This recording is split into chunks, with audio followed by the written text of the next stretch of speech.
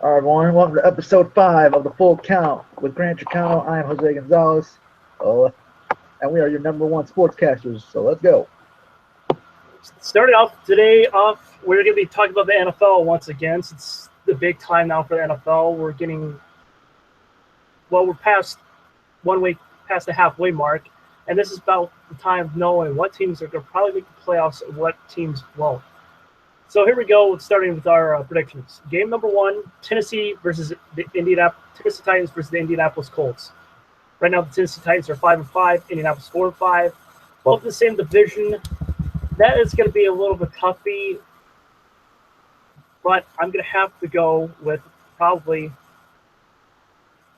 the Tennessee Titans. I think Tennessee Titans are going to go over Indy, not by a big margin, but just by a little bit. I think Tennessee's a better team this season. I mean, Indy's had the ups and downs, but Tennessee's going to take the South, at least I think. I think also. Tennessee might take the South. It depends on how Houston does, but there's a chance Tennessee could take the South. Next game is New England versus San Francisco. From what I've seen from New England, they've been phenomenal this year for the AFC. I mean, it's incredible. They have been tearing apart every team. It's not even funny. So, New England versus San Francisco, I've got to go with New England. San Francisco just looks like, I'm sorry, a joke. But thanks to Colin Kaepernick, I mean, I understand his opinion that he wants to put down his knees still, that he doesn't accept Donald Trump. I get that. I understand that. But New England just seems to be the better team right now.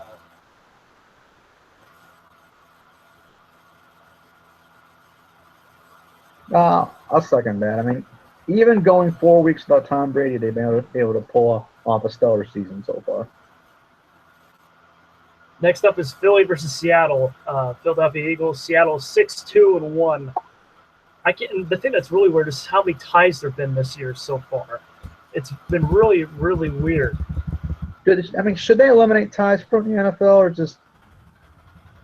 No, I don't think they should eliminate them. If there's a tie, there's a tie. I think it sort of helps also teams that have been weaker teams before that have never made the playoffs get into the playoffs. I think that does help.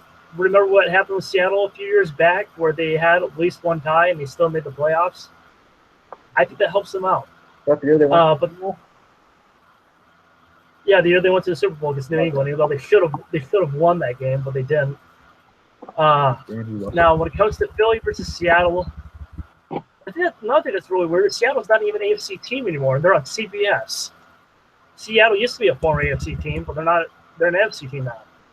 But the team that I think is going to win, I think that's going to be a dark horse match. But Philly is away, and they are 1-4 on the road. Seattle at home is 4-0. I'll go with Seattle on that one. I say Seattle has the road advantage. I mean, you can't deny. You can't deny stats. The next game is the New Orleans Saints versus the Carolina Panthers. That's already happened. But that was Thursday night, and Carolina edged it out 23-20, but they're still not making the playoffs. Yeah, just barely. I think Carolina. True. Carolina did get lucky. I think maybe next year they might have a shot at making the playoffs next year, possibly, but I don't see it coming this year. If they maybe had won like 3 out of those first 5, then maybe I'd give them a case, but. Now, here's a biggie. Here's a big game. And I know some people from Eastern Illinois that are big Pittsburgh Steelers fans. This could be one of the most interesting football games of the season. Pittsburgh Steelers. Ooh.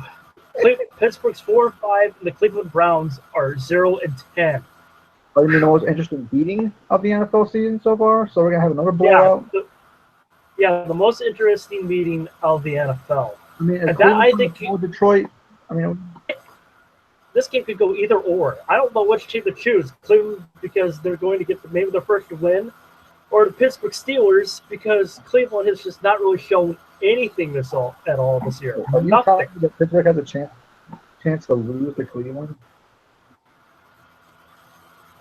But if I have to say in retrospect, I'm going to the Pittsburgh Steelers, but just barely. I'm going Pittsburgh because they've just, well, if you consider points forwarded to points allowed, they are doing way better. They're +8. The Cleveland Browns are -126. Look at the big difference of that margin right there. I think Pittsburgh is the better team. So I think Pittsburgh's going to win that one out. I say Pittsburgh too, but it's going to be a blowout. Next game is Baltimore versus Dallas. The way Dallas is playing, I think that could be your Super Bowl champions. In my prediction, I'll say it right now. I'm predicting Dallas versus New England in the Super Bowl this year. Interesting ball game. Number one versus number one, both the AFC and NFC. The clashes of probably the two America's teams in the Super Bowl. I think that'll be a phenomenal Super Bowl for Super Bowl 51. Dallas versus New England, but Dallas is playing against Baltimore. Dallas is at home. And I know for has done very well at home. They're 3-1 at home. Baltimore, at the other hand, is 5-4, and with Dak Prescott now being the quarterback, I'm going with Dallas beating Baltimore. Well, I'll agree. I think Tony Romo is in that position where he's going to step aside and help Dak Prescott grow as a quarterback. And even if he goes to another team, Romo's going to be successful. Next, the game is go ahead. And I was going to say, speaking of that, if they traded Tony Romo, where would he most be useful?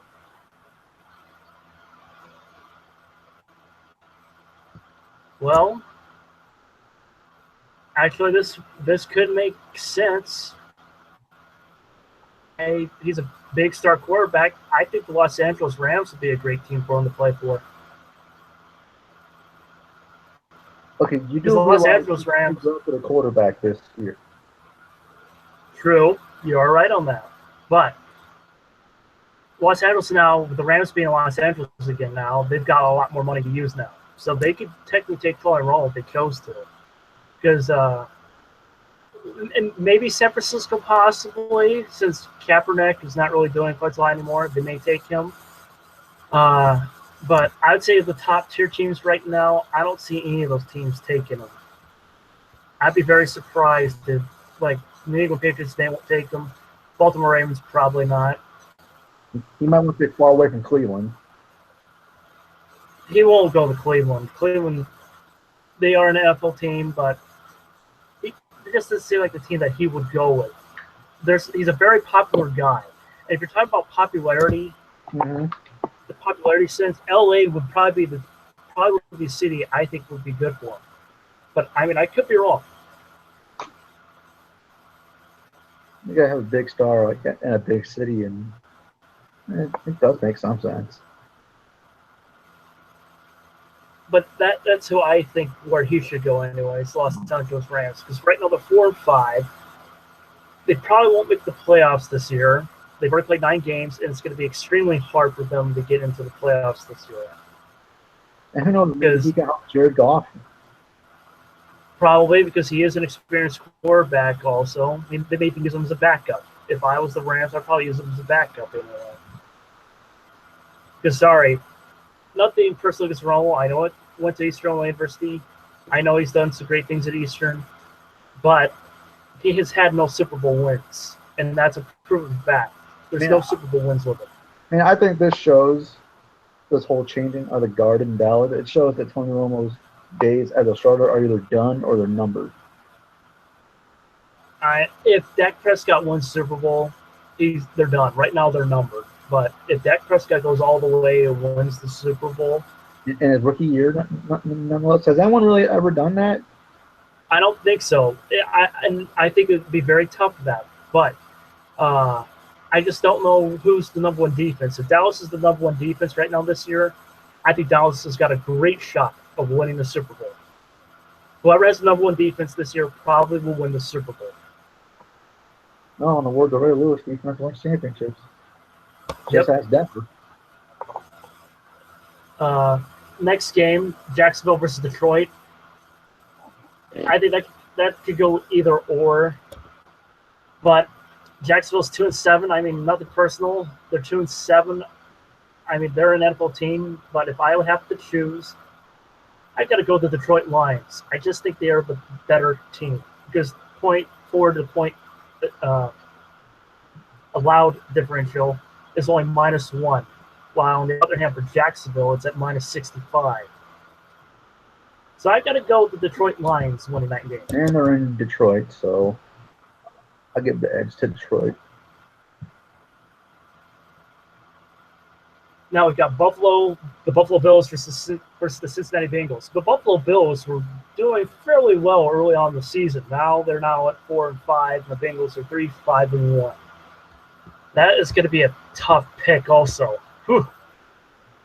Either or, but if you look at the points forward as the points allowed differential, Bills are at +34, Bengals are at -23.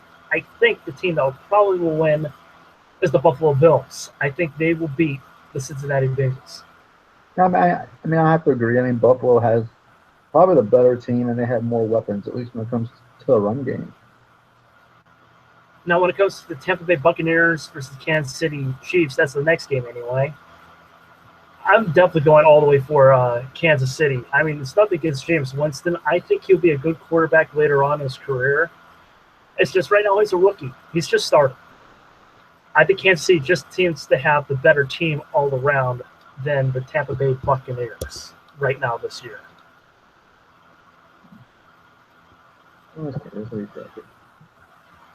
And if when it comes to that, the point differential, Kansas City Chiefs right now is at +37. The Buccaneers are at -26. Arrowhead Stadium. Yeah.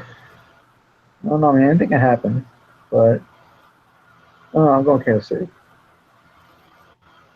And now your team from Chicago, the Chicago Bears versus the New York Giants. My team. I hate Chicago. I hate the Bears.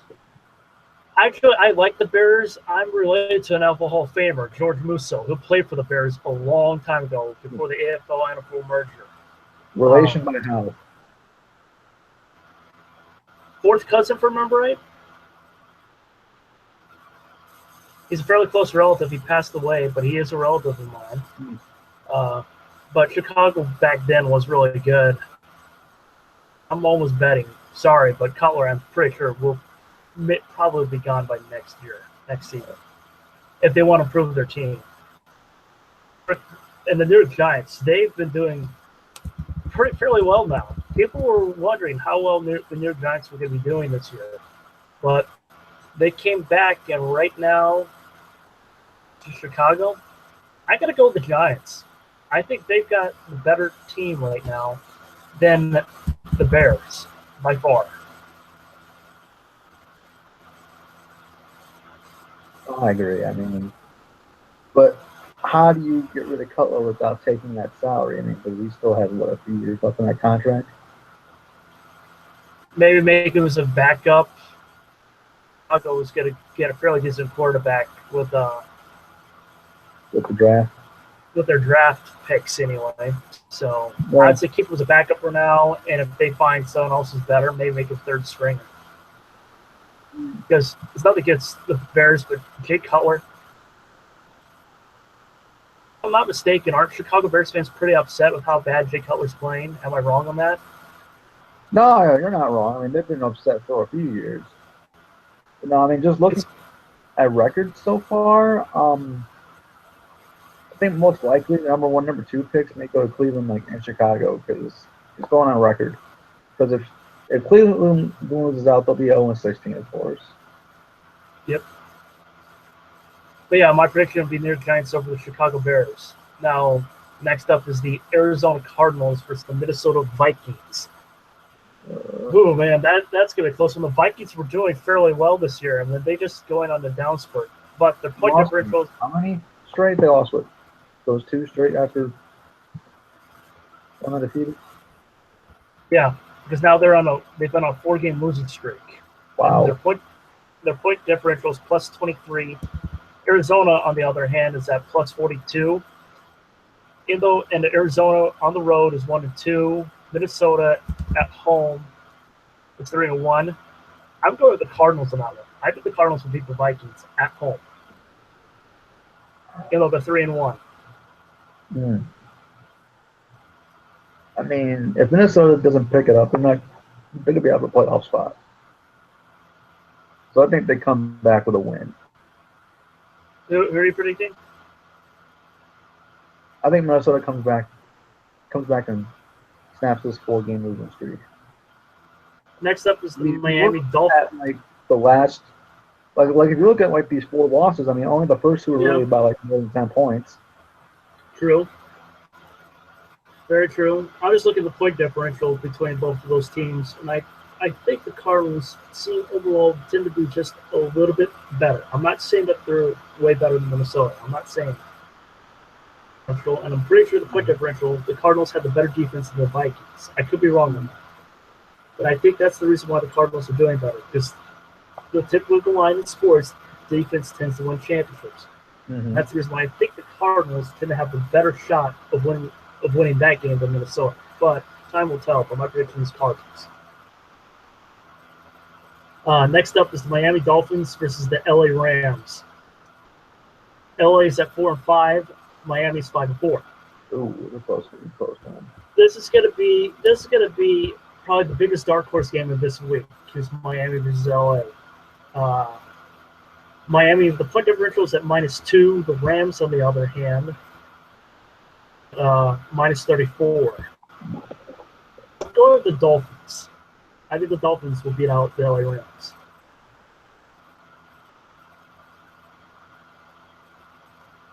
I'm gonna go with Miami. Here's the thing. Miami is a good team in a bad conference. Very true. Teams are bad, but like when you're going up against like New England, yeah, you probably got no shot of winning the division. Yeah. The division, AFC East. Yeah, I don't know why I said bad conference. Okay.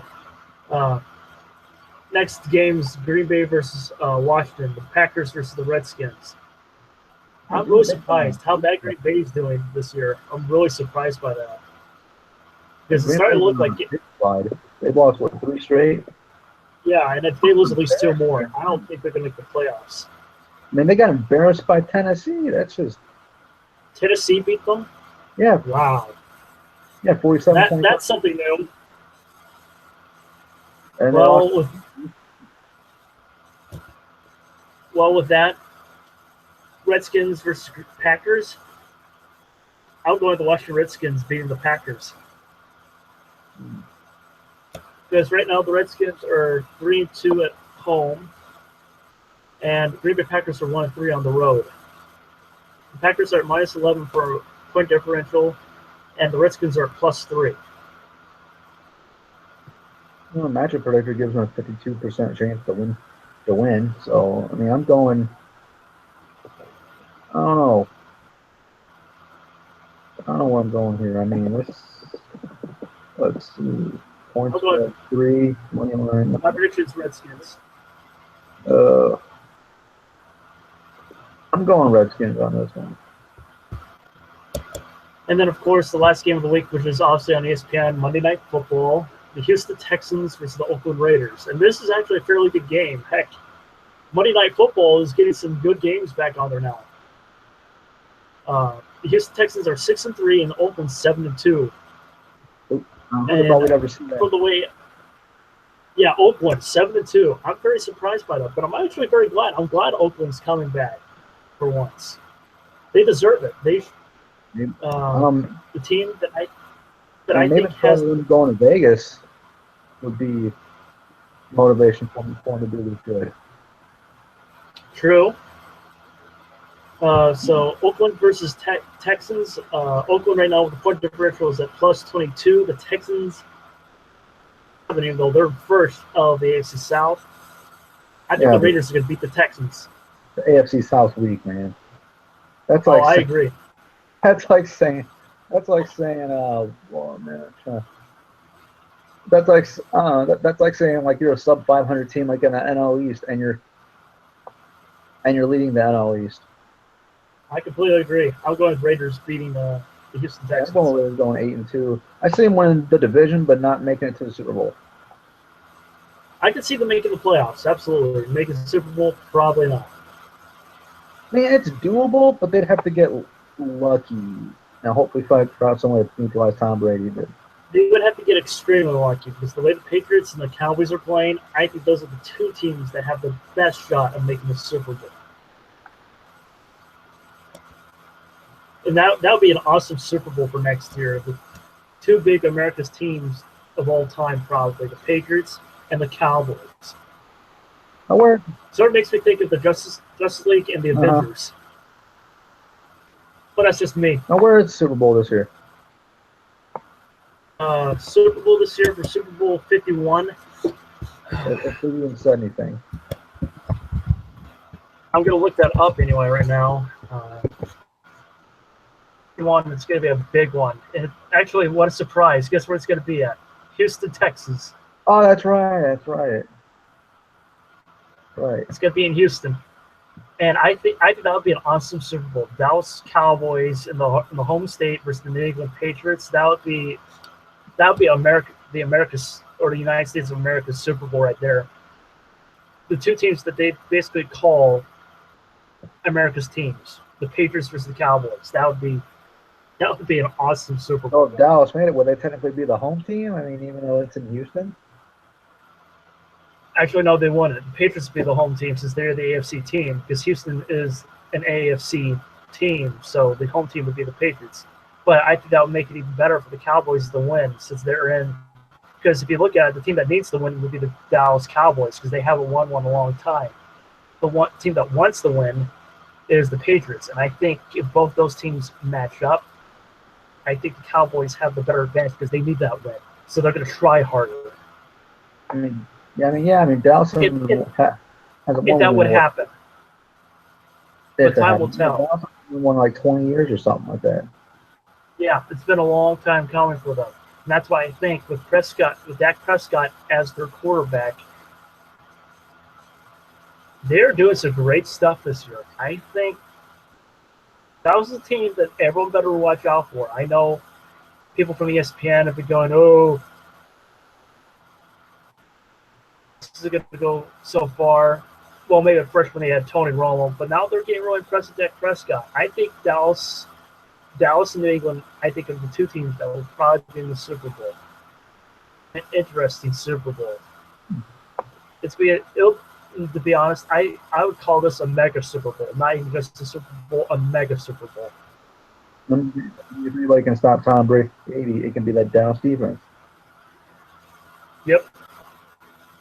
That's why I think it's going to make a Super Bowl. You've got a guy that has won 4 Super Bowl championships, and then you've got a team that has won 5.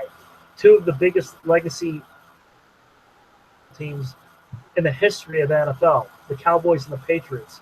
You've got the old school versus the new school, and who's going to win? All right, next up on the docket, I'll let you take this one. It's college football. Well, when it comes to college football, the Ohio State Buckeyes, I'm pretty sure, beat the Michigan State Spartans anyway. But I'm going to double check on that. But the top 4 teams right now currently still in the rankings that probably have a shot making the playoffs are Alabama, Ohio State, Michigan, and Clemson. For the way they've been playing so far, these 4 have got a good shot. But I think one team will not make it out of the Big Ten. And yeah, wow, Ohio State just barely beat Michigan State 17-16. So they did beat them, but if they keep playing the way they're playing, it could come back to bite them maybe. But since they did get the win, they probably will still be in contention for a playoff spot. Because from the way I'm seeing it, there's probably about maybe, I'd say, 5 teams that really have a shot of making it. That's Alabama. I think Michigan is going to probably make it, unlike Ohio State. Then I think it's down to either Louisville or Washington.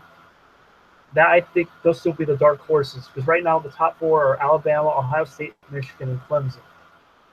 It's fairly well. But one of the two teams from the Big Ten probably could be taken out of the picture. Because if I'm not mistaken, in the standings in their division, no, they're in the same division now. They were in separate divisions, if I remember right, earlier on when they did the Leaders versus Legends formula. But now, since it's now North and South, if I believe, for Big Ten. Okay, not North and South, East and West. And no, Michigan and Ohio State are in the same division, pardon me. But from the way I'm looking at, one of those teams will be eliminated. And I'm thinking Ohio State would probably be the team eliminated soon.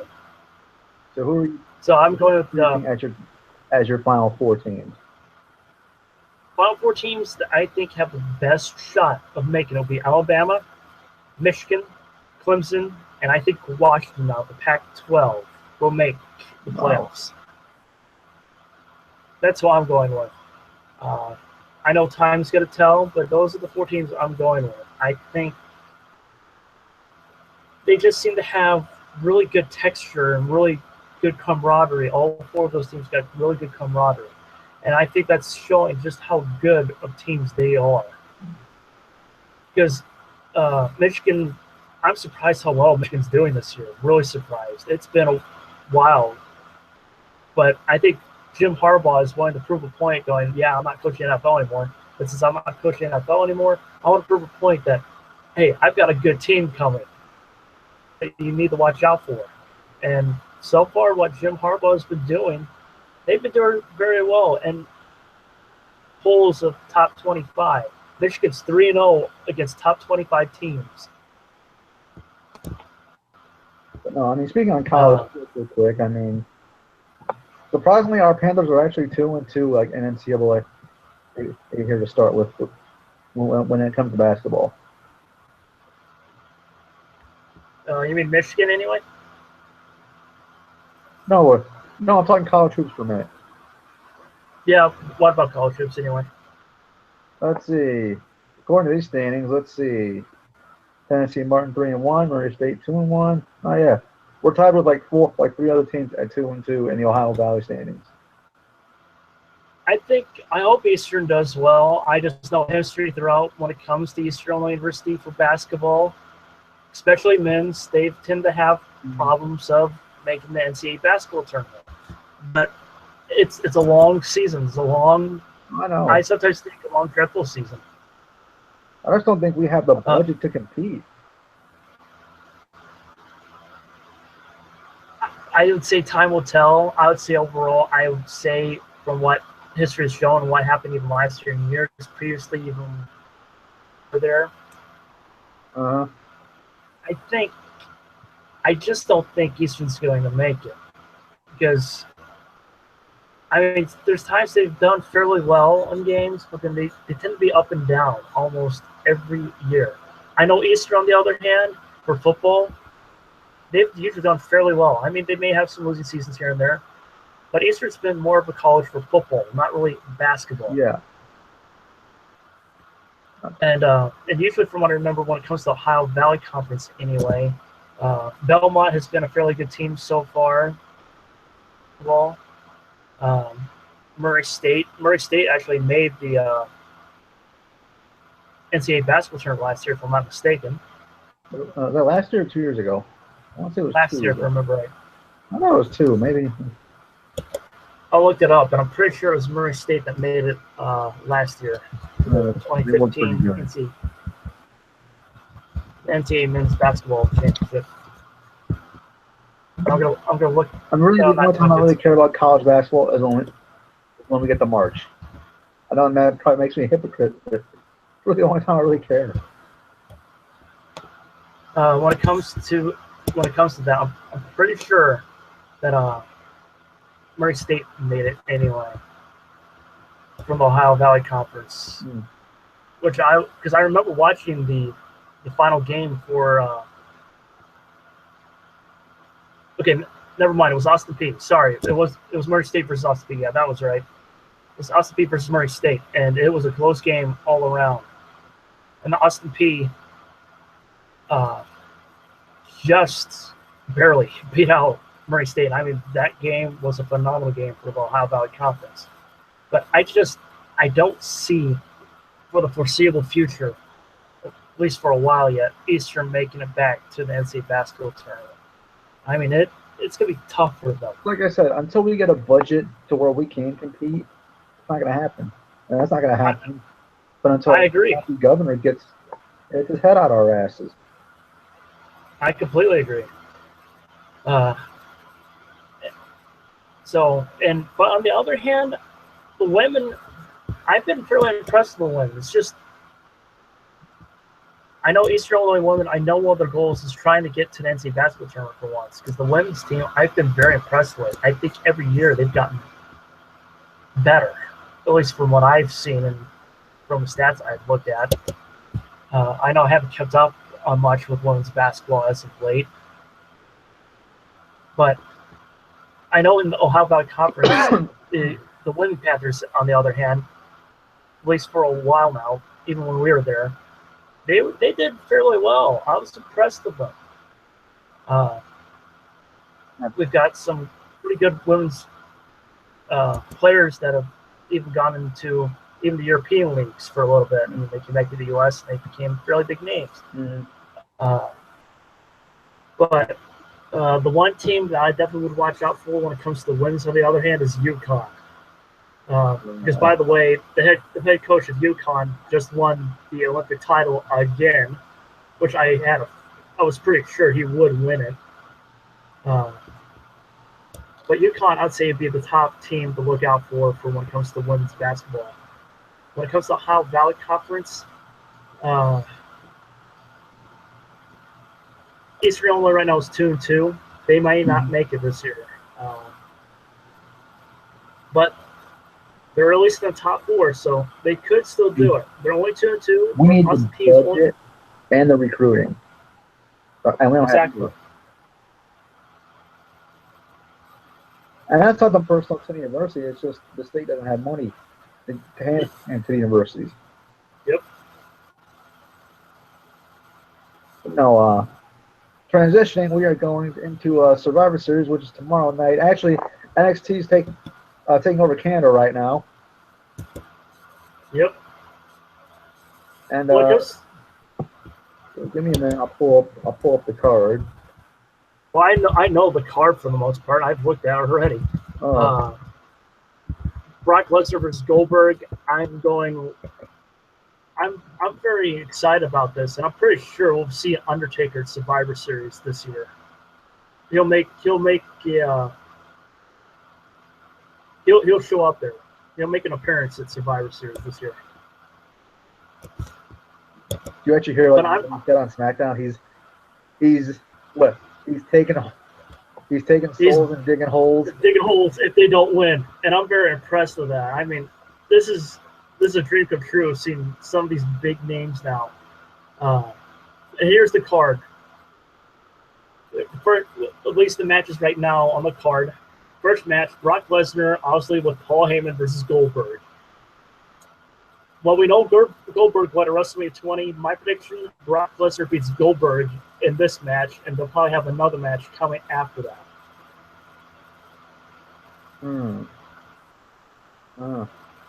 Honestly, that's my prediction. Just, of course, Paul Heyman and like his big mouth. He's saying, "Oh, Brock Lesnar going to defeat him in 2 minutes." I'm like, "Oh, really?" It's any match that'll be an indie match. It'll be that match right there. It'll probably be the longest match of all of them. Well, like 30 minutes plus. Everyone's going to want to watch. That's going to be their main event. I would be surprised if that is not the main event. I say it closes the show and the main event because exactly you build all this hype. That should close the show. The video game coming out already, so I'd say that should be the closer. I completely agree. That should be the closer. I mean, there's nothing bigger right now than Brock Lesnar and Goldberg. You've got a guy that is basically the conqueror. He's basically the same similarity to Goldberg, the Goldberg of the WWE, while actual Goldberg, Bill Goldberg, is his himself with WCW. So you've got WWE versus WCW. What else is there's nothing bigger than that. WWF and WCW, Goldberg had to wrestle Monday a match Night for Wars. 12 years. Well, Lesnar part-time over the last 4 years, so we got to see if ring rust will be like a factor. Yeah, that's why I can't wait for that match. I think that should be the indie match, at least from the way I look at it. That should be the indie match. The bigger question, does Goldberg have the police escort entrance again? I actually would like to see that. I think we need to bring some old school back from the Attitude Era days. Have the Goldberg come back with all the policemen right around him, where he's going nuts. Oh, like wasn't there a story like there was like a reasoning behind that? Yeah, there was a reasoning behind that. What was it? Because I don't remember. The reason it was behind it was because, if I remember right, it had to do with the NWO. The way they scripted it out with the NWO. That basically he was the man, the guy that WCW was trying to pedestal up to, that he was the guy that would get people to come into that company and start wrestling with WCW and bring more and more people in. That's why they had those people around them, so the NWO would try to do something. They were helping him out to where no one would hurt him. But also, it also had to do with that they were saying that he's an animal, that he's crazy in that. So basically, it was trying to show that these cops were there to try to settle him down so he wouldn't go nuts in that. Because they're trying to make it look like he was somewhat of a semi-criminal, when obviously in real life, he's not like that in real life. But his character, that's what they're trying to show, that this guy would be able to go all out and just hammer people hard. Like his move, the jackhammer.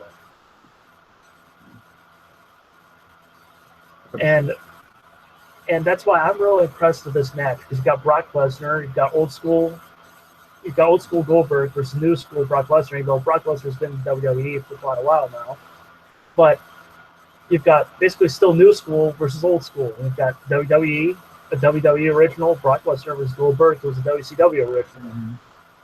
And they're basically similar. Brock Lesnar is the Goldberg of WWE, and Goldberg obviously is Goldberg himself and wrestled with WCW. Now the next match is the men's Survivor Series elimination match. And I'm finally glad that they're bringing back the elimination matches once and for all. Even though it's not the typical old school where you had a certain dollar team. You don't have that anymore. But you've got Team Raw versus Team SmackDown. Team Raw, got Kevin Owens. Like, I'm just convinced that like this is like bragging rights, but on a bigger scale. Yeah, it's exactly like bragging rights. It's exactly what it is, except for on a bigger scale. You've got Team Raw, which is composed of Kevin Owens, Chris Jericho, Roman Reigns, Braun Strowman, and Seth Rollins, versus Team SmackDown, which is AJ Styles, Dean Ambrose, Bray Wyatt, and Shane McMahon with James Ellsworth. Did you hear they actually signed him finally? Yeah. I mean, they're sort of bringing back the Attitude Era. They had guys that were basically jobbers. And James Ellsworth is somewhat basically a jobber, except for he's doing the opposite. He's beating people that could really beat him in real life. No, reminds me of Eugene. Jobber is what they're doing. He just reminds me of Eugene too much. I don't know why. He sort of reminds me of Doink the Clown. We're talking good Doink. My point of that. Well, Doink was a jobber also. Fair enough. He rarely won any matches. He was a jobber always. But from what I've been seeing, what I think is going to happen, at least with the men's match, I think SmackDown's going to win that. There are rumors saying, this is just rumors, there's rumors predicting that Raw is going to win, and like whoever on SmackDown side cost them the match, Undertaker's going to go after him, which I think maybe AJ Styles. Actually, yeah, that would make sense. So, yeah, I'm going to go with you. I'm going to go with Raw winning that one, because that would make sense. Because with Undertaker coming back, if he's digging holes, that would make one thing clear. And actually, that would be another cool thing, actually. That's the one guy who I really think has the best shot of being in WrestleMania with Undertaker. Do you know who I'm thinking of? Cena? Nope. AJ Styles. Yeah, The phenomenal one. The Phenom, the phenomenal one.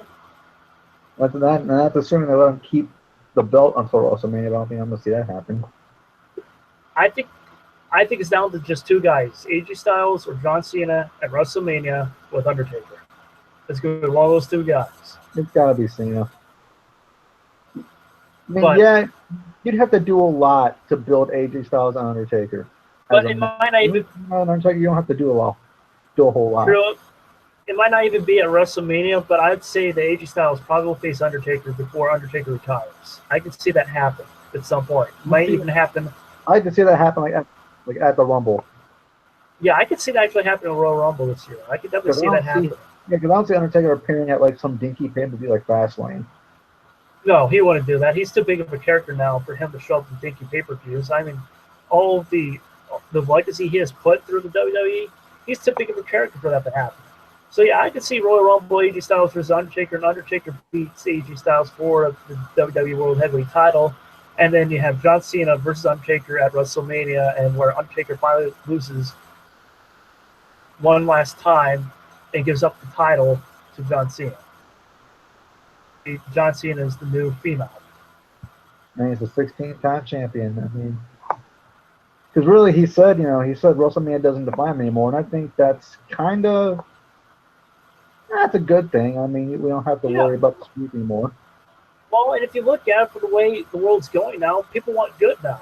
They don't want the darkness. They want the light, and that shows from darkness to light. That absolutely shows what's going on. But yeah, when it comes to Team Raw versus Team SmackDown for the men's, the more I think about it, I think Team Raw will probably be the team that will win. I think you're right on that. I think I read a story also that Jericho called Undertaker a stupid idiot. That's Chris Jericho. What expect? Chris Jericho will be eliminated early. So will Kevin Owens, even though he's the WWE Universal Champion. I mean, I don't know. Do you see that whole list thing? That just kind of died out. I know that. The thing is, my prediction is Seth Rollins will have that title again at some point. I'm betting that. You mean the period blood title? Oh, I think Seth Rollins' character. I like his character. Oh, I like his character too. I actually like his actual in-ring attire too. The whole redesign, rebuild, reclaim. I'm very impressed with Seth Rollins, and I'm pretty sure Braun Strowman. I don't think he's going to be in the match that long. He's like the guy who would be like the Undertaker anyway. He'll be like the first or second of the match. Okay, well, right now Dean Ambrose is the WWE World Champion, but I think Ambrose will lose the title probably by whenever the next SmackDown pay-per-view is. Styles is champion. What? AJ's champion. Oh, AJ's champion? Yeah. So yeah, it'll be pardon me. But yeah, I think it'll be AJ Styles versus Undertaker, probably Royal Rumble. But next is the women's match, and I'm going with Team Raw on this one. We've got Charlotte Flair, Bayley, Nia Jax, Alicia Fox, and Sasha Banks. With Dana Brooke versus Team SmackDown, Nikki Bella, Becky Lynch, Alexa Bliss, Carmella, and Naomi with Natalya. I like both SmackDown and Raw, but I think Raw, just has the edge. They have the more athletic and competitive divas. I'm not saying SmackDown's not competitive, but true. I think the only one that really just seems to be competitive right now, at least when it comes to Team SmackDown, is Becky Lynch. I mean, let's see. You got Carmella and Nikki and their drama. Yeah, and I'm not impressed with that. And Natalya, I like Natalya, but she just seems slow in the ring, and I think that's why they have her as being as a coach for them, because they want her in the sidelines. And maybe they don't have any other storylines for her right now. That may be true. But I'd say right now, if you have to say who your top 3 women's wrestlers are right now, no, 4 is Charlotte Flair, Bayley, Sasha Banks, and Becky Lynch, which they were part of the 4 women horsemen anyway. I could see a 4-way match between the four of them at WrestleMania. Me too. But when it comes to win, I'm going to go with Team Raw on that one. I'm going with Team Raw as well. And then you've got the tag team title, or the tag teams. It was like 12. It's a 10-on-10 Survivors Tag Team Elimination match. Be the New Day, so it'll be Big E or Kofi Kingston or Xavier Woods. So 2 of them from the New Day. Mm-hmm. Jameson Cesaro, Luke Gallows and Carl Anderson, Enzo Amore and Big Cass, and the Shining Stars, Primo and Epico. Versus Team SmackDown, Heath Slater and Rhino, the Hype Bro, Zack Ryder and Mo Rawley, American Alpha, Jason Jordan and Chad Gable, the Usos, Jimmy Uso and Jey Uso and Breezango, Tyler Breeze and Fandango. I got kids. My prediction on that one, Team SmackDown for the tag team elimination match. They got the better team. Especially because of Heath Slater and Rhino. The way it's looking like with Heath Slater and Rhino, the team that I think that would probably win the SmackDown tag team titles from them, I'm betting will be American Alpha. I'm very impressed with American Alpha, and I think that's the team that will be next to the line getting the tag team titles in the near future. Because I think didn't Rhino just win like public office in Michigan? That sounds right. I think so. But I think American Alpha, that's the reason why I think SmackDown will win that match, is because American Alpha and the rivalry between American Alpha and Heath Slater and Rhino, or at least I think will come to fruition at some point, American Alpha will win that. Let's see. Yeah, WWE's Rhino win the Michigan House Republican primary, so. Of course, this was in August, so if they lose a state representative election, let's see, lose a state representative election in Michigan. Okay. I don't know. We'll have to see. But I think that's your next tag team titles is fair enough. American Alpha. But going to teams, I think it's going to be Team SmackDown over Team Raw. Now for the WWE Cruiserweight title, you've got D. Brian Kendrick, which is Raw, versus Kalisto, who's of SmackDown. My prediction, Kalisto beats D. Brian Kendrick. But you also got to remember, too, whoever wins the match, like if Kalisto wins the match, the Cruiserweight division goes to SmackDown. Yeah, and I'm betting that will happen. I don't know. I mean, I think it's been a flop, to be honest with you. They shouldn't have brought it back. Well, from also heard that Raw already. The Raw was never really a cruiserweight kind of land to begin with. True, but from what I've heard, Raw might actually have its own cruiserweight division also, and that's why they're changing the title to SmackDown, and then Raw is going to have another title in there with them.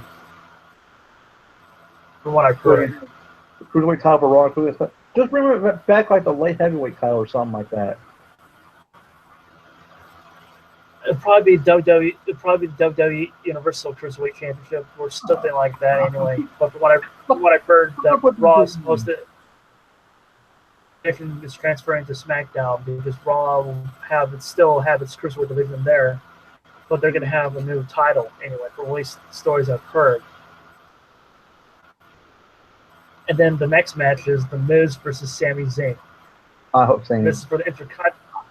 Oh, I'm pretty sure it's going to Sami Zayn, and that's the reason why I think the Cruiserweight title is switching over to SmackDown, and the Intercontinental title is going to go over to. What's going to happen with the U.S. title? Is that going to stay on Raw?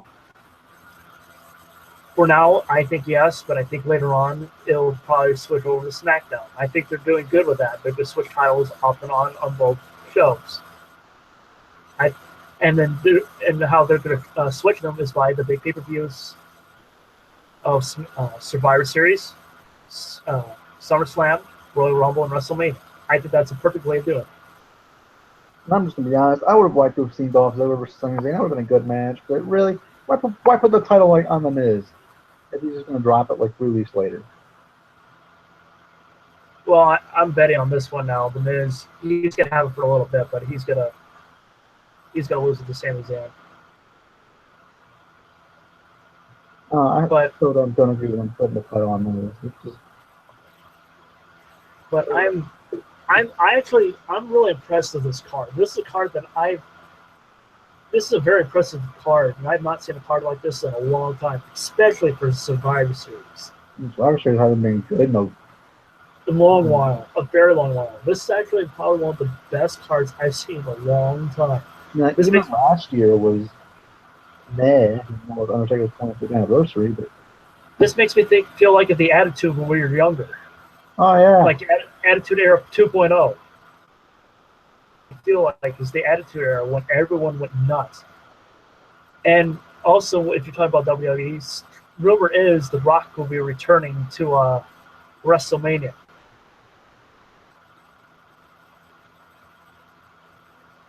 okay. So, And who do you predict his? I think they said in January they'll announce like his opponent. well, they're saying that there could be some other big, noticeable people that may be there, also besides just The Rock.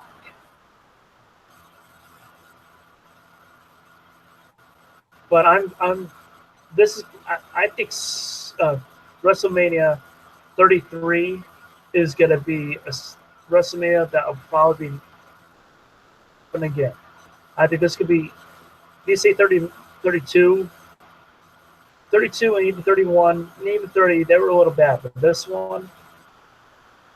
going to be the epic of all WrestleManias. I think after this one, it's going to be hard to top this WrestleMania. I mean, I think there's going to be a lot of big moments. Just because it took place mostly during the day.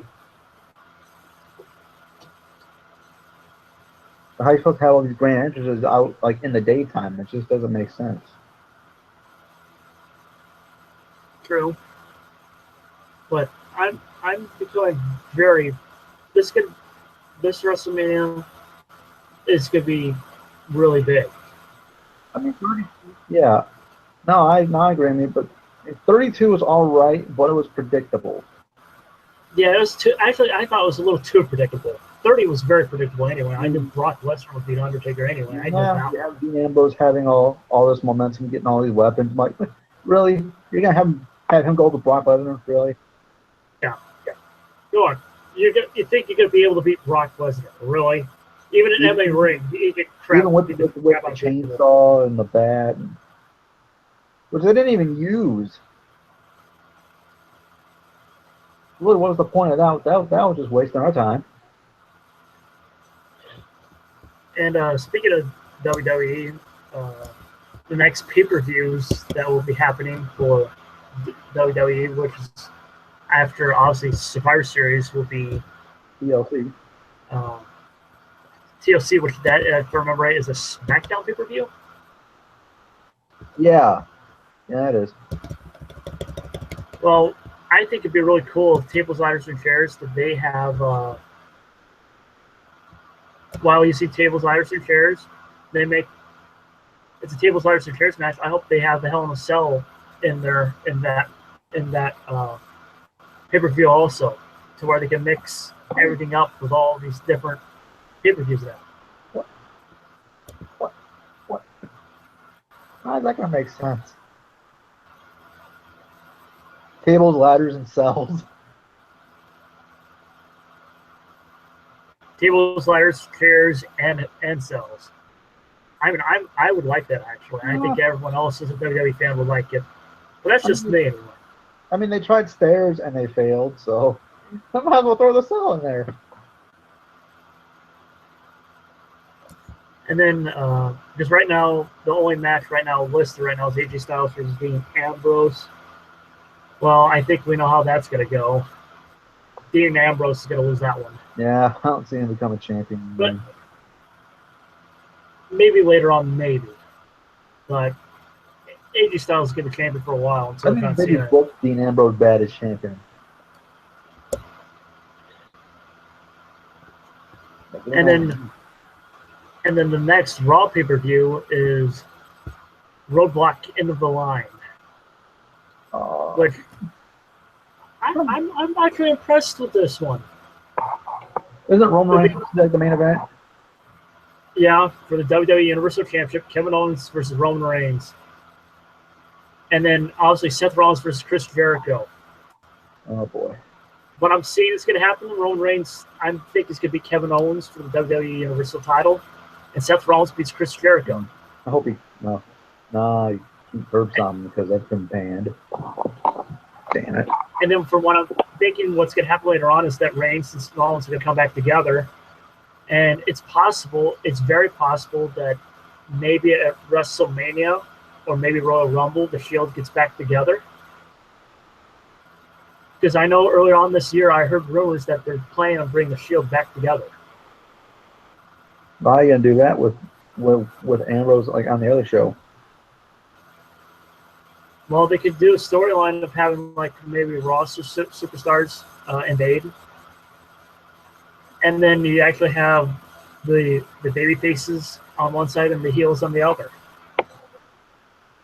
Sort of like what they're doing right now with what they did on Raw and SmackDown this past week, where they had Raw come in and overtake or actually they had SmackDown come in, overtake Raw, and then Raw did the same thing, come to SmackDown. Mm-hmm.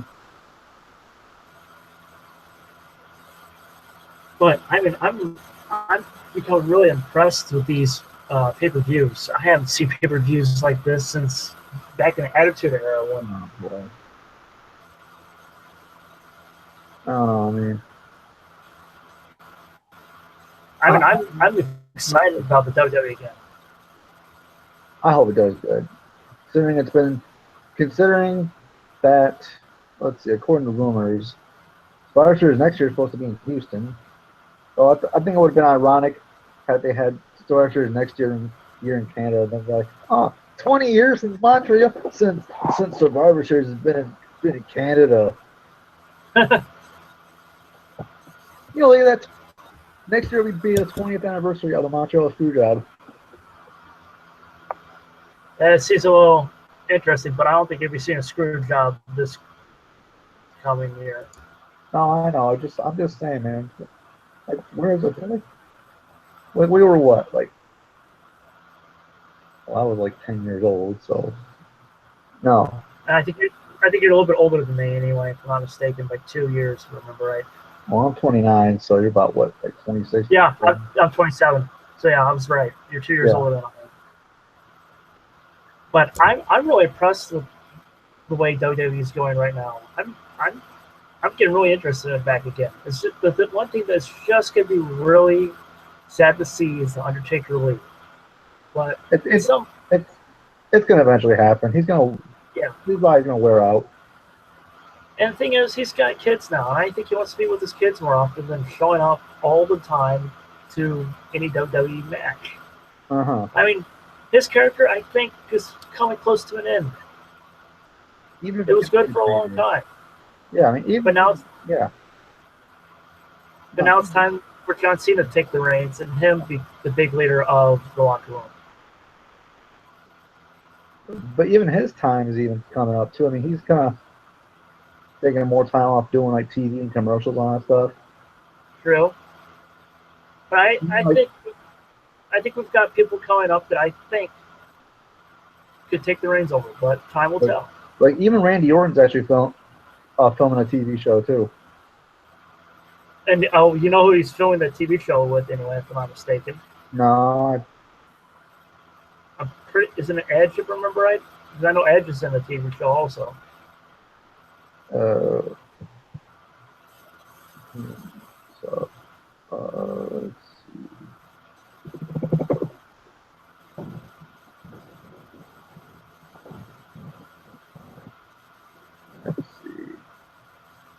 Let's see. Or it's Edge and Lana that are in the TV show together.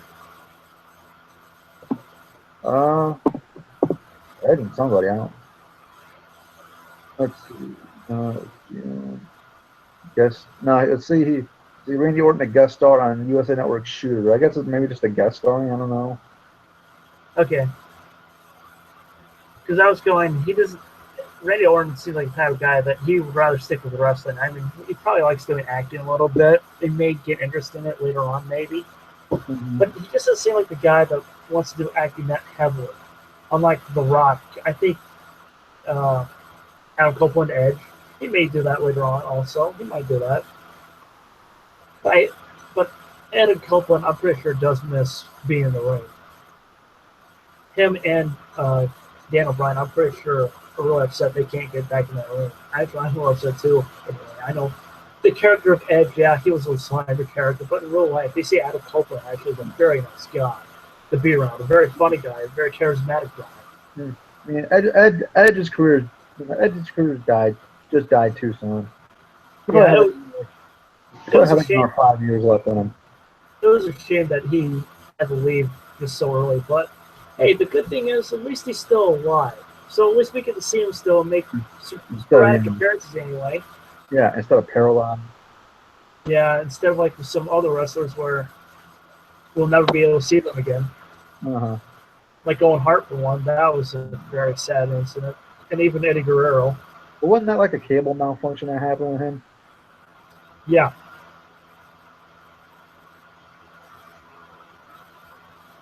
But it was a shame that happened anyway. But going back to Survivor Series, I'm really impressed with that card. I'm really, really impressed with that card. I haven't seen a card like that in a long time for Survivor Series.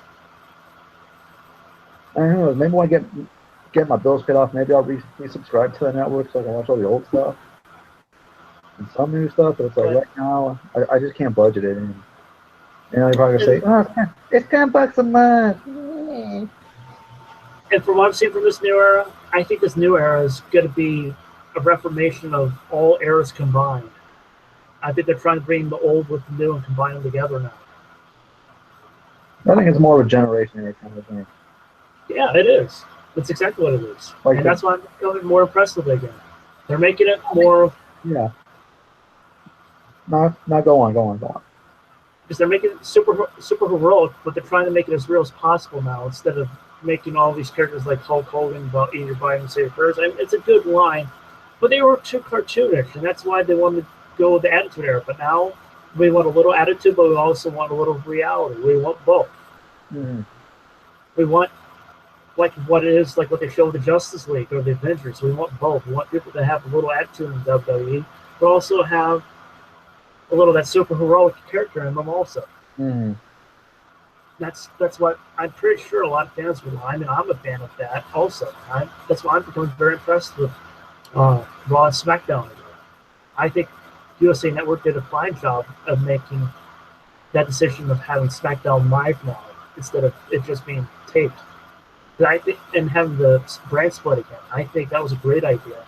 I mean, the brand split idea originally still was a good idea, but the way we've got it now, the way they've got planned out, where they're going to switch titles probably on the big pay-per-views, I really like that idea. I think that's a very impressive idea. And I think a lot of people are going to like it because then they can make it for the bigger picture for basically, because wrestling basically is it's basically a man's soap opera is what it is. Fair enough. Man. Oh, like I said, I may get to that point where I resubscribe again, but they got to do a little more. True. And like I said, time will tell. But I've been watching clips of Raw and SmackDown. I'm becoming pretty impressed again. Because, yeah, for a while there, I was getting not too cool to watch. Because you already knew what was going to happen. Uh-huh. You know, these, I think it sort of can still tell a little bit. I think it can go either way. But that's the thing I like about it, is when you can't predict who's going to win. No, I'm going to go take a little intermission and go to the bathroom. I'll be right back. Alrighty.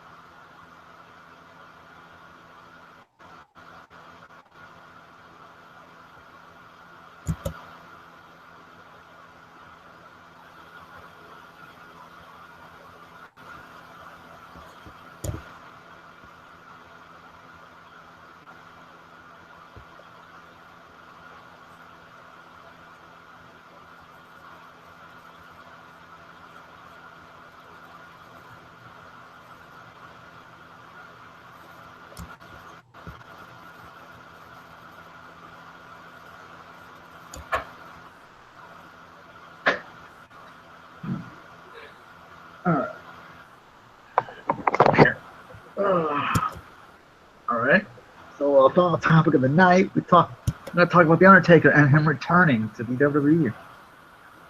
I'm actually very glad, and you know the history of me. I've always been a big Undertaker mark. Yeah. Oh Always. yeah. I'm really excited to see him back. I know it's not going to be for long, but well, the way it looks like, the way their storyline, they're going to make it back to the way he was back in his original days. That WrestleMania won't define him anymore. That he's going to give the torch to John Cena now. And they're going to finally circle. They're going to have the biggest retirement match of all the time for the Undertaker. Just like what happened with him when he wrestled in his very first WrestleMania, where Macho Man Randy Savage retired. I'm very impressed with that. I mean, it's full circle, is what it is. But no, I mean, I do want to pose something. I mean, taking all bias that you have to Undertaker out of the equation. Do you see him winning the belt again? Actually, I do. I do see him. Okay. Explain why. Well, if you really want John Cena to be the big guy that he's going to be, and him wanting to win his 16th title, it makes sense for the writing about Undertaker winning the title and then having John Cena beat him.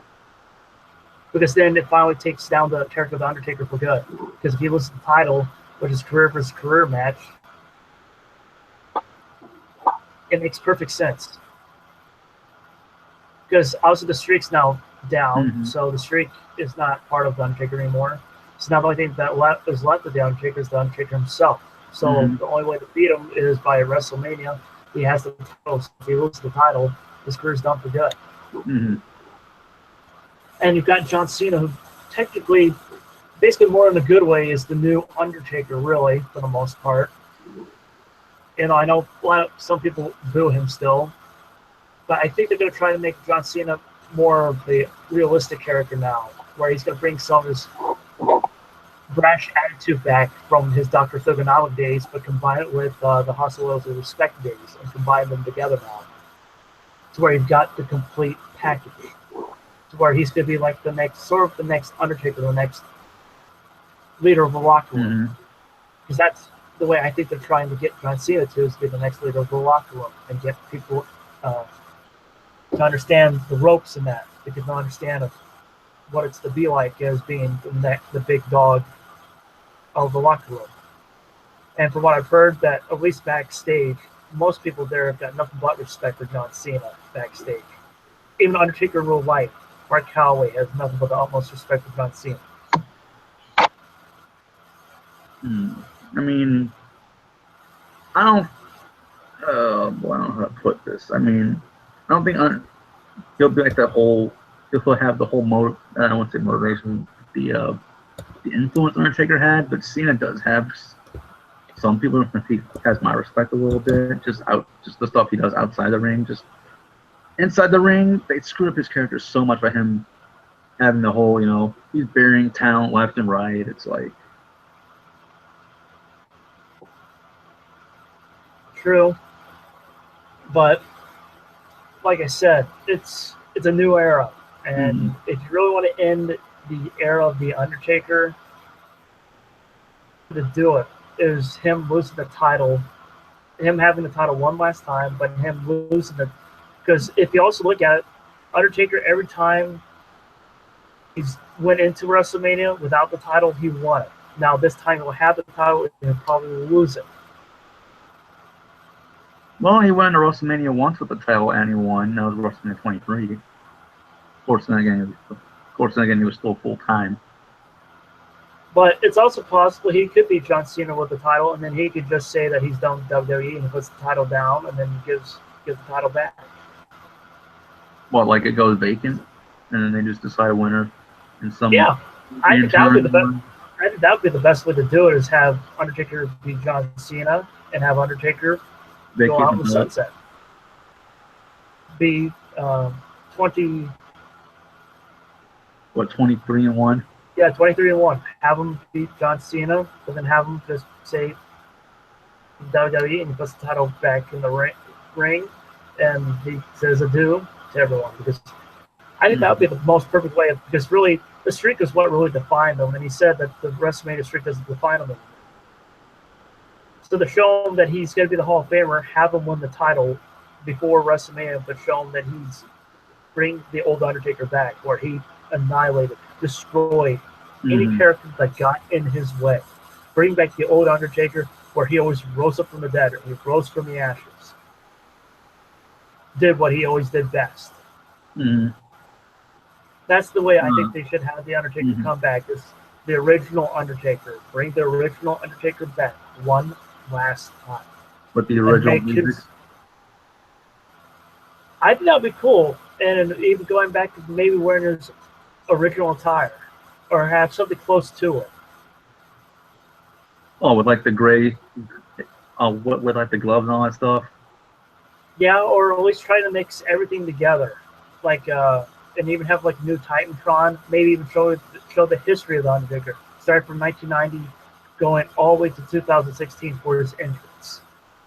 I think that would be awesome and great to show that. No. Just show the complete picture of how big and how loved of the character everybody loved Undertaker for. Now, as far as scripting this out, I mean, here's how I see it.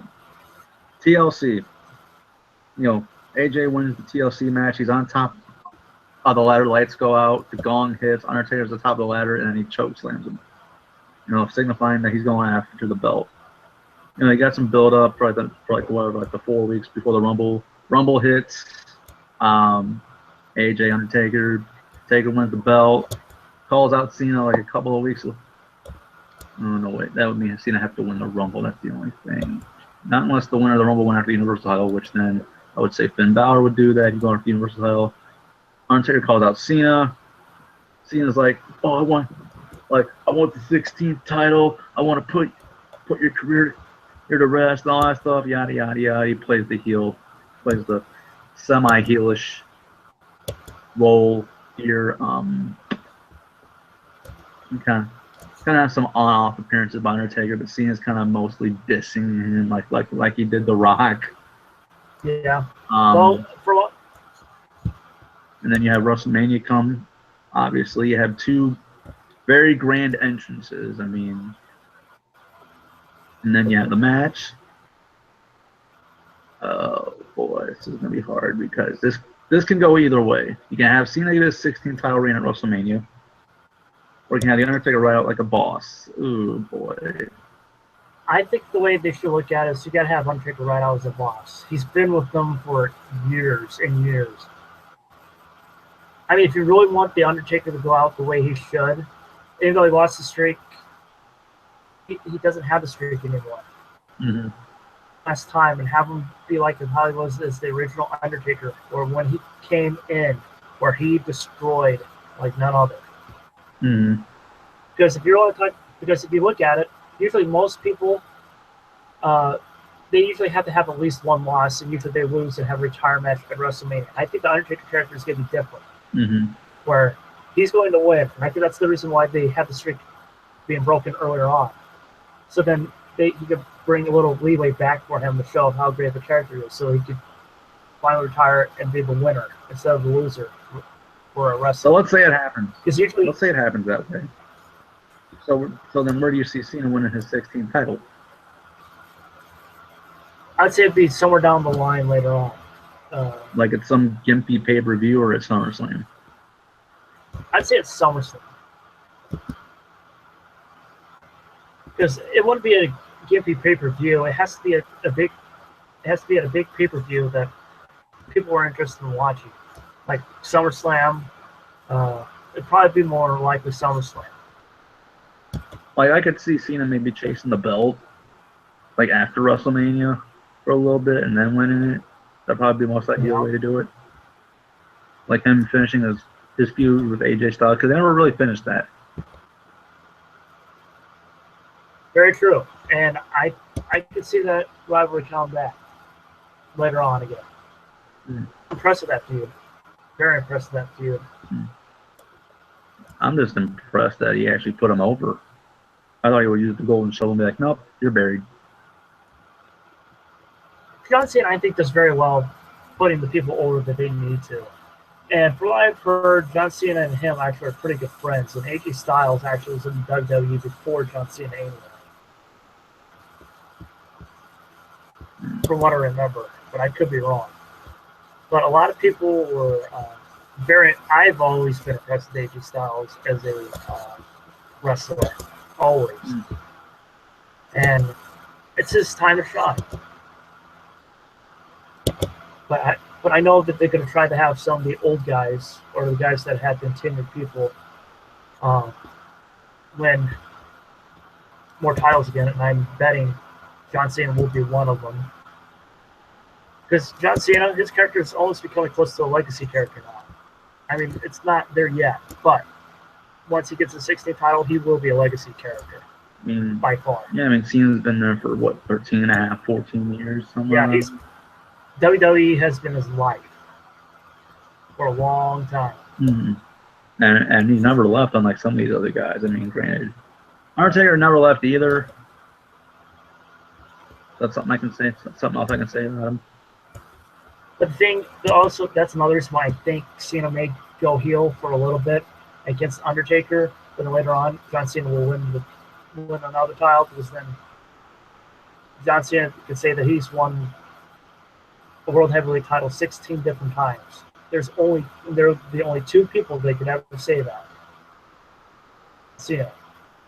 Well, Triple H just won at 14, but then again. Yep, but not as many as Ric Flair.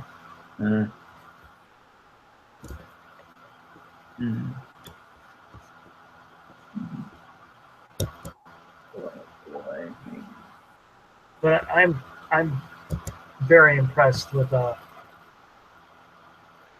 how these, so far, I've been pretty impressed with how these pay-per-views have been going. Really impressed. But time will tell if it gets better. And from what I'm seeing, in the big picture, possibility it could.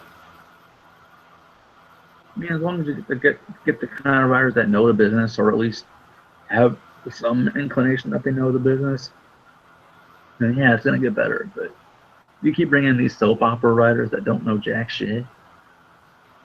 I think the soap opera writers have a point to what they're writing about. But do I think I think you need a mix of both soap opera writers and people that actually know how to write for wrestling. Because I think if you combine those two together, I think that would help out the business a lot. I mean, because you remember, Vince Russo, when he worked for WWE, he knew how to write for the business. Yeah, and he also actually did it in a soap opera way. Good. He knew both the soap opera and issue of it, but he also knew the wrestling end of it and how to get both those combined to where it sounded really good. You've got to have it. They went back to how the Attitude Era days were, where you had it soap opera-wise, where you made this long storyline go on for a long period of time. And that's why he also knew the wrestling side of it. And that's why they're trying. And that's why they're trying to have. Right. Okay. You want to have storylines that have that have payoffs. That's kind of the key. Exactly. And that's the way Russo did it with the WWE at the time, WWF. And that's why even when he went out in WCW, that's why he always got upset with Hulk Hogan, Paul, where with them, they didn't really care who they screwed over. They go, no, we just screw him, and we'll just take the title back. When Russo's going, are you kidding me? Really? Are you kidding me? Because I remember when he went out, it was near getting close to the time where WCW was going out of business. I remember Bash of the Beach 2000 when Jarrett basically laid down for him. Yeah. I mean, he was irate when that happened. He was going, are you kidding me? Well, yeah, it shows WCW was being basically run by Hulk Hogan. Because he was a big advocate for Booker T. A very big advocate for Booker T. And Booker T, everybody would overlook Booker T all the time. It really. Everyone really thought of him as a tag team wrestler until he actually broke out on his own. Yep, and he did actually break out until he went to the WWE, really. I mean, he got a start with WCW, but he didn't break out until he got to WWE. Which, which I liked this character for a while, but that King Booker, oh, geez, No. I don't know who came up with that idea, but That that was was a bad pretty attempt bad. at being a heel. I've always liked him as being a baby face. Now, a guy who I've always liked being a heel is the Big Show. That guy makes a perfect heel. Even though in real life he's actually a nice guy, but the character you should play, he makes a perfect heel. Oh boy, he's turned face and heel so many times it makes me want to laugh. Well, Undertaker's done that too, but I think Undertaker's done that a little bit better. Mark Kelly's done that a little bit better, being smart about when to be a heel and when to be a babyface. He knows when to be the babyface and he knows when to be the heel. I think he does fairly well picking what character he needs to play with what certain people to where, because they also said that he's a guy that would always put anyone over if they know how to work hard and do well in the ring. If they know how to do both of those, he would put anyone over. No, that's not sort of true. I mean, when he turned heel in 01, I mean, did I like it? Not really, but I think it made sense for him. I was talking about Undertaker. That Undertaker, he knew how to play. That's why I thought he was a great twinner, because even though I know the company wanted him to win, but there's times he lost also to put other people over. Mm-hmm. And that's what I'm saying. He did very well. And people even said that he didn't really care. He had no problem putting people over. Just that the people in the ring knew what they were doing, mm-hmm. and they had good moves. They could talk and do well with that. He said he had no problem putting people over. Mm-hmm. Unlike with other people. Like, because I remember there's a story of Undertaker, Mark Calloway, complaining to Bret Hart because Bret Hart was good old no one beats Bret Hart. And Undertaker even told him, not everything's about you, Bret. And Mark Calloway was right. Not everything is about him. It's about the whole company itself. It's about making sure that the company keeps staying alive and making sure that these new superstars of the WWE become big. And I mean, sometimes they pan out, sometimes they don't. Mm-hmm. And that's the reason why I think Mark Kelly, The Undertaker, has done so well for the WWE and why he's going to be severely missed. I mean, because I mean, in order to be that locker room leader, you've got to be able to put your ego aside to help the company as a whole. I don't know if John Cena can do that necessarily. That's true, but like another thing is also people make mistakes, and I think with the mistakes he's made in his real life, I think it's going to help him now in life. That I think he's going to want to be the leader of the locker room, and he's willing to put people over. He did it with AJ Styles already. And even you told me that you were surprised that he put it over AJ Styles. Aren't you? Yeah, I mean, I'd be more surprised he did it without the club too. And that's why I think AJ Styles has been all around the world. If you're really talking about who's the bigger superstar, Cena or Styles, it's Styles. Styles has been all around the world wrestling. In multiple promotions. And that's the way Undertaker was also. He was with multiple promotions. John Cena's only been in one. Yeah, because didn't Undertaker start out in like WCW?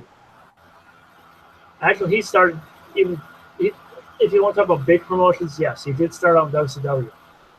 But he started out in even some of the smaller venues.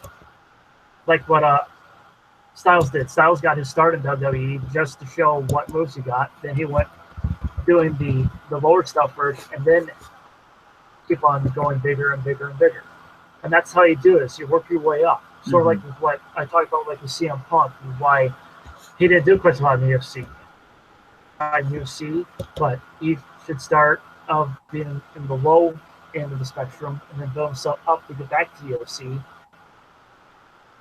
Tend to do better that way in almost anything that you're willing to learn and listen towards people how to improve. And here's how Undertaker's career started, of what wrestling companies he was with. Yeah. When he was, he started with United States Wrestling Association, Dallas. Big matches with him and Jerry the King Lawler. Then he went to WCW. He was with WCW for a little bit. There's also a Paul Heyman guy there too. Then he went to New Japan Pro Wrestling, and then Wait, you were in New Japan? Yes, he was there. He was there for a tiny bit, just a tiny bit, not that long, but a very tiny bit. And then also he came to the WWE World Wrestling Federation at the time, and he's been with them ever since. And I mean, there is no one better than, at least in my viewpoint, no one better than him. Yeah, I mean, I didn't even know he was with New Japan, to be honest with you. That's well, that's the reason why Vince McMahon was actually interested when he was in WCW, and everyone was shocked when WCW let him go.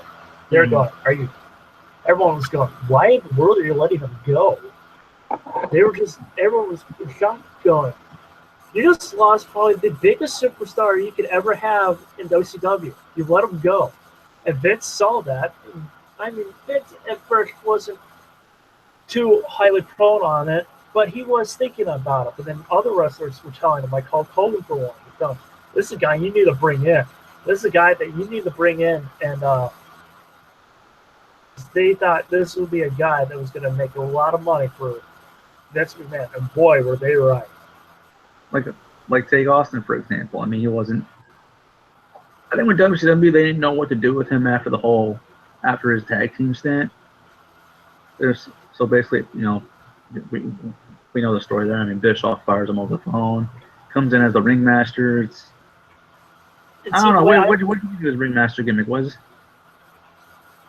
His ringmaster gimmick was iffy at most, but it was a start for him.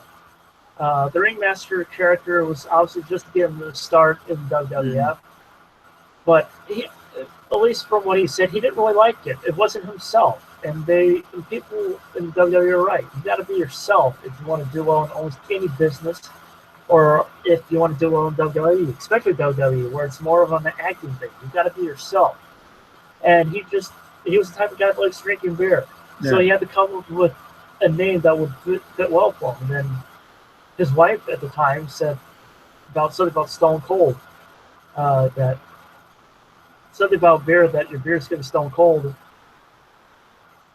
or he was acting Stone Cold, and then he said that's it, and then that's how he came up with Stone Cold character, and that's why he went above and beyond. And see, the way from I look at it, at least we talk about the big three promotions until they got bought out by WWF. Now WWE, at the time, way long ago, ECW was mainly the stronghold, still more of an upper card company. It was mainly more of an opportunity to get your promos better, to do your talking. It was a big promotion with a rabid fan base, so they didn't have the budget. And WCW was like, they had a big budget, they had their fans. WCW, here's the difference between these three, of the three I'm talking about. ECW had to do more with your promotion, how to speak on camera, how to talk on the microphone, how to make promos and that. W was going. WCW went is how to do better with your wrestling moves, basically. But that's the reason why I think WCW panned a lot of people out of there, because they went some of those extremely strong. But then WWF, on the other hand, was, even though you had those two, they had those two in the WWF, WWF also brought in the acting part of it. WWF always did better than WCW. Even though WWF for a while there was getting beat out in the Monday Night Wars, that's when they finally went all out with the Attitude Era. They were able to do great acting, and that's what made WWF finally go over. Because they always had great acting in it. And that was the reason why I think World Wrestling Entertainment obviously has done well throughout all these years still. Fair enough. And that's why they know how to make characters into different sub-characters in themselves. You still have the core principles that they've had for their characters, but put them a little different stance towards them, like with the Undertaker, where they started him out as the Western Magician, then to the Dead Man, and then to Lord of Mark Calloway at first, wasn't he?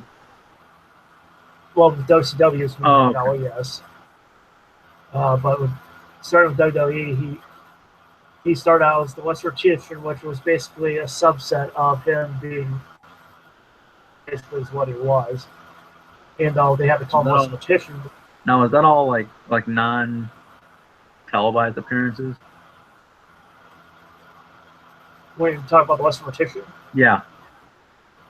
Not all of them.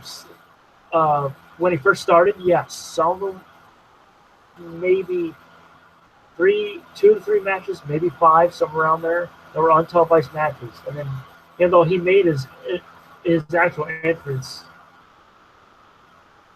Survivor Series 1990, but it was like around 5 times he wrestled. And then they put him into Survivor Series as being the phenom. Mm-hmm. Or the guy that was going to make it big for the WWE, which honestly turned out to be true. Then later on, obviously, he would become the Dead Man to the Lord of Darkness, then becoming the leader of the cult, the Ministry of Darkness, even though it's not a real cult or faction, and then the corporate ministry, the Unholy Alliance. Then obviously he leaves, comes back as I call the Badass. He'd leave again, the Brothers of Destruction would come up and become American Badass 2. And then, or at least the American Badass, and then Big Evil. And then the Phenom, then the Last Outlaw, and then now, where he's going to probably be the Epic now. And that's what they're going to show him in this last, I'd say, his last part of his career is where he's going to be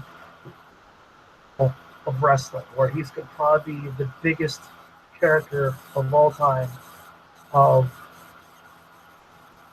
wrestling. But that's just my opinion.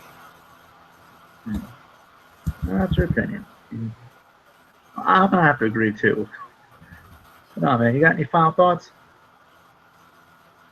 Final thoughts is I'm actually going to be very excited about this WrestleMania coming up next year. I think it's going to be really cool to watch. The way WWE's going right now, if they keep going the way they're going, and heat's building up in that, they're going to have a great WrestleMania, and I'm excited, especially with The Rock being back. I can see Stone Cold coming back. I don't think he'll wrestle, but I can see him having an appearance there. I can see Triple H making an appearance.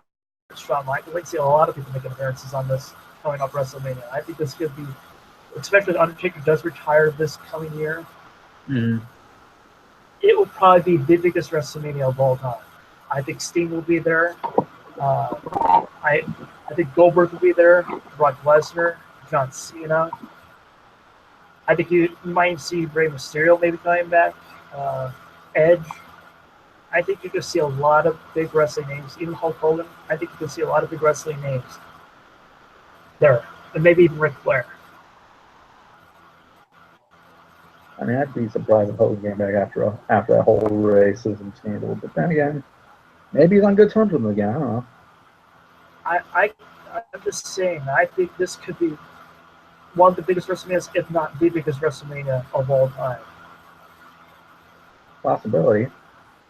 And we've said, that's a possibility for any WrestleMania, just as long as they book it right. True.